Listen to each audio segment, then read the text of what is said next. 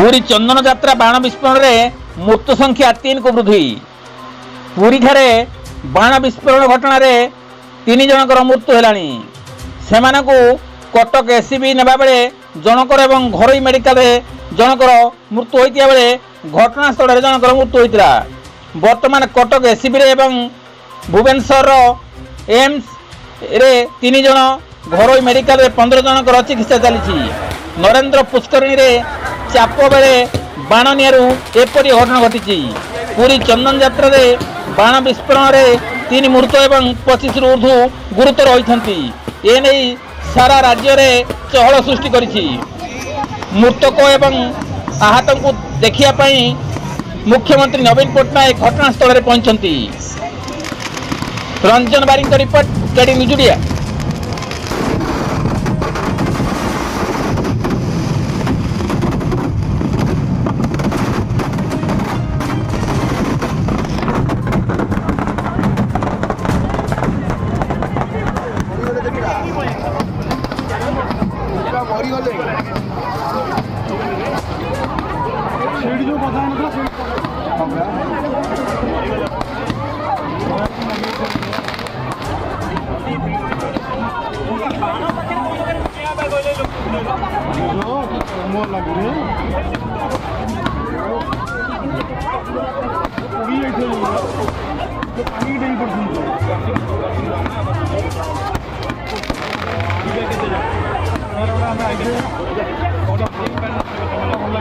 ଯିବା ଦେଖିବାକୁ।